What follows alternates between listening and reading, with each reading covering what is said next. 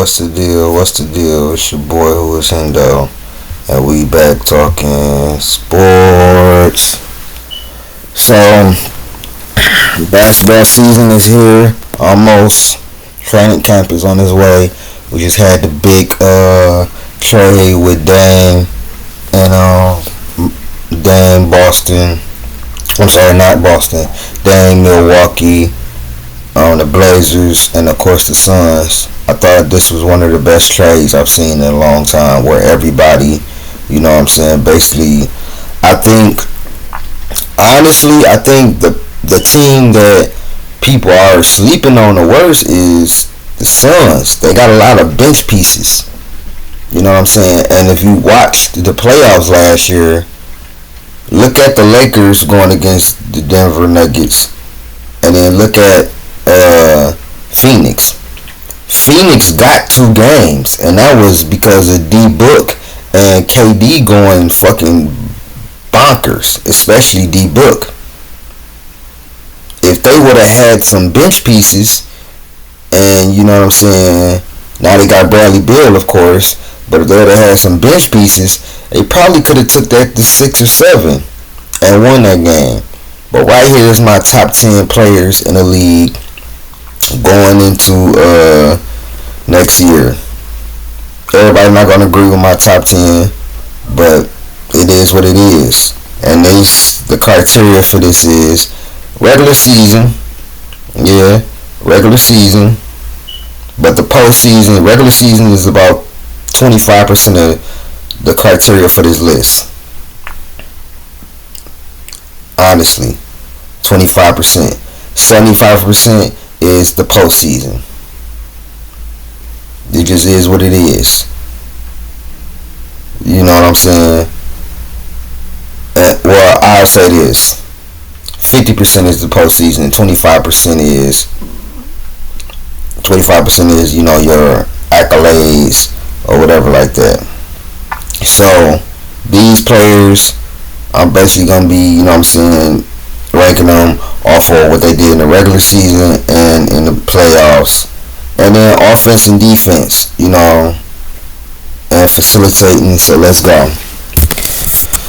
People are going to disagree with this a whole bunch, but as great as he is on offense, he is equally terrible on defense.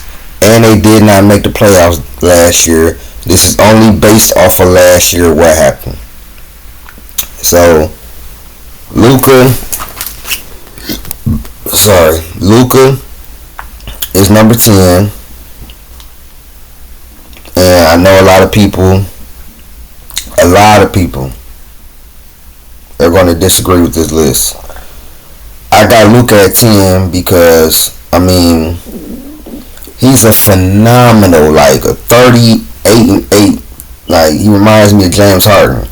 He's like a 38-8 type of player. But at the same time,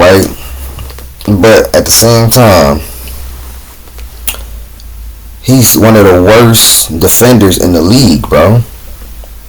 We can't just go past that, bro.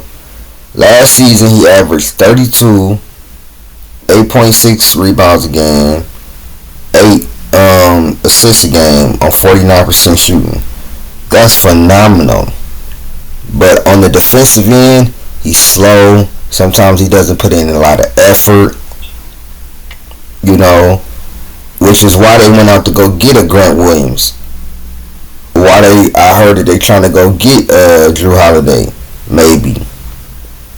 So if Luka could shore up his defensive side, bro, Luka could listen. Let me tell you this: if Luka could just be a halfway good defender, bro, he could win the championship, bro. I seen Luka almost take down the Clippers by themselves. I seen Luka destroy, with role players, destroy D Book and the Suns. So you can't tell me that he can't do it, because I watch him destroy the Suns. So let's go on. We got Devin Booker. Yeah, we got Devin Booker at number 9. He had a pretty good regular season. Yeah, he had a pretty good regular season. 27 points per game, 5 assists, 4 rebounds. 85% from the free throw, 55% from 2, 49% field goal percentage, and 35% from the 3. But his playoffs is what I really want to talk about. In the playoffs, he averaged 33, 7 assists, 5. He basically averaged what Dame averaged for a season in the playoffs. 33, career high, and he averaged the most points in the postseason this year. A career high in points, a career high in assists in the playoffs.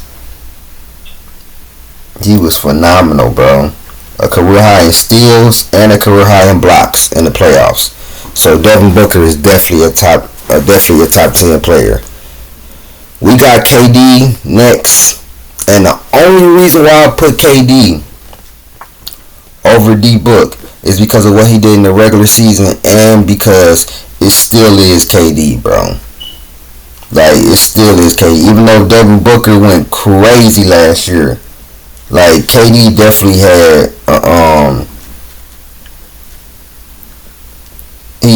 had great numbers.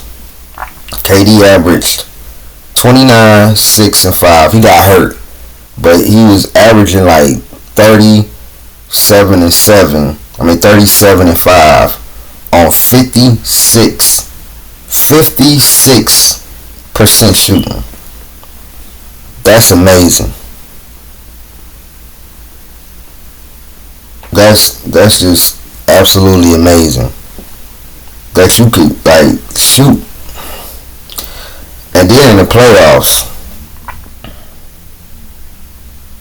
which is what I really want to talk about, is in the playoffs he averaged 29, 8 rebounds, 5 assists on 51% shooting.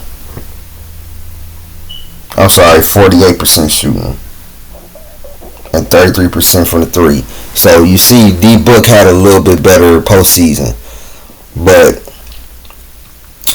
I still got, KD above him a little bit, because KD was dealing with an injury, and he still put up 38 and 5. And KD, I believe, is a great rim protector, underrated rim protector. Now, we got Dame time. The hottest player right now. The hottest player right now. And he averaged last year 32, 7, and 5, or 4.8 on 91% from the free throw line and 46% from the 3. So essentially, he didn't make the playoffs, but Dame was fucking balling, and we all know that's why he decided to leave, because they ended up using the Scoot Henderson pick. The number 3 pick. No, it wasn't number 3. Number 2 pick to get Scoot Henderson, and Dame didn't like that. So the Blazers, and then a lot of there's people out here complaining about Damian Lillard didn't get to go where he wanted to go, and they put him in a better situation, bro. Y'all do realize that, right? Like, they literally put him in a better situation. He might not have wanted to be. He might have wanted to be in Miami because of the marketing and because of the nightlife and everything like that. But when it comes to winning, he can't be put in a better situation. Number 6, we got Embiid, 33, 10, and 4 assists, 85% shooting from the free throw line. 33 from the 3-point line, and 54% overall. So he had a phenomenal regular season. Then he gets to the postseason, 23 points, 10 assists. Come on now, you can't go down 10 points and this supposed to be the MVP. He cried about the MVP. Cried this. The only reason I have him above people like Luka, D-Book, KD, and Dame is because he won the MVP. That's the only reason. But what I will not do is put him above Jimmy Buckets. Jimmy Butler is one of my favorite players in the league just because I've never seen a player just tread water in the regular season and then turn into Kobe Mike on some Kobe Mike LeBron shit in the playoffs. You know what I'm saying? Like, if you look, like, in the regular season, he averaged 22 points per game, right? 6 rebounds, 5 assists. Now watch this. Watch how he turn it up. Then he turned it up, start averaging 27. Matter of fact, he averaged 38 versus the Bucks.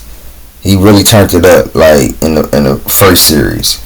But he ended up finishing with 27, 7 assists, and 6 assists, 27, 6, and 7 on 2 steals and less than 2 turnovers. He shot 35% from 3 with 36 and 47% from the 47% from the field. And this is with him not being a big 3-point shooter. So he averaged 27, 6, and 7. And last year he averaged more. Like, Jimmy Butler probably averages like 20, 19, 20, 21 in the regular season. Then he could, in any given series, average 30 or 35. Like, it's so phenomenal, and I never seen nothing like it. Next, we got actually my second favorite player in the league, Jason Tatum. Now, Jason Tatum, this year, I thought he was going to win MVP. I'm picking him next year to win MVP. Actually, you know what? I might pick Damian Lillard to win MVP next year. Dame or Jason Tatum. Now, in the regular season, he had probably his best. He had career highs in points, career highs in steal, assists, career high in rebounds, his period, career high in free throw percent. No, not in free throw percentage. He was just a tick under, but he was 85% from free throw percentage. From the 3, he was 35%, and then his career high since his rookie year in field goal percentage, 46%. In the playoffs, we know he had those 2 moments where he saved his legacy in Game 6 versus Philadelphia. He averaged 27, 10.5 rebounds, so his points went down like 3, but his rebounds went up 2, and he averaged 27 points, 27, 10, and 5 on 1 steal and 1 block per game, on 88% from the free throw line, only 32% from 3, and 46% from the field, which is pretty good, damn good. He just has to be more consistent, and Tatum could definitely be the number 1 on the team for the number 1 on the team for a championship. Next, we got Dame Lillard, player. We knew these two wanted to play together. I don't know why. It's like, I just didn't think it would happen this fast, I guess. I didn't really think it would happen this fast, but, it did. And I'm actually really happy for Dame and Giannis, because Giannis deserves, you know what I'm saying, he deserves this to play with somebody else like this. Giannis averaged 31, 12, and 5 during the season. I was kind of disappointed in him in the playoffs. He averaged 23, 11, and 5. So I was really, you know what I'm saying, really disappointed in Giannis. 0.3 steals, 0.7 blocks. Like, that's not like Giannis. The last 2 years he's been averaging at least 1 block per game, bro. So I was kind of, you know, that is another reason I couldn't really put him over Steph. I believe Steph had a better postseason, you know. So I got Giannis at 3. Now, I got Steph Curry at 2. Mainly because of his postseason. He averaged 29 and a half points, 6 rebounds, and 6 assists. But in the playoffs, he turned that up. You feel me? So he ticked up his points. 30 points, 30 and a half points, 6 assists, 1 steal, 5 rebounds, 84% from the free throw line. He was missing free throws. I just don't know what was going on, bro. The last 2 years, I haven't, like, don't get me wrong, 85% is phenomenal, but not for Steph Curry. Steph Curry is a career 89% free throw shooter in the playoffs, but for his whole career, he's like 91%. You know what I'm saying? 36% from the 3. It's not going to do it, bro. Like, not for Steph. And 46% from the free throw line. I mean, 46% from the floor. Now, we have number 1. And this is just for now, because truth be told, Giannis maybe is still the best player in the league, bro. But because of the postseason and because of everything that happened, you know what I'm saying, I gotta give the love to Nikola Jokic. He almost averaged a triple-double, almost. He averaged 24 and a half points, 12 rebounds, and 9.8 assists. Really 11. So if I round it, he averaged 25, 12, and 10. So, but in the playoffs run is where he really won me over. He really won me over. 30, 13, and 9 on 1 steal and 1 block. 80% from the free throw line. 46% from the 3. 40 on 3 attempts. Only 3 attempts though. But 46% from the 3 and 55% shooting. That's why he won me over, bro. That's definitely why he won me over. So this is my top 10 going into, you know what I'm saying, next season. It probably will change by probably All-Star next this season, because I update my list like, you know, I say give it like halfway through the season, like 40 games or so, I'll be updating my list. That's for sure. That's for sure, because then like kind of like after the All-Star break, like you kind of know who the teams that might be in the mix of the playoffs are going to be.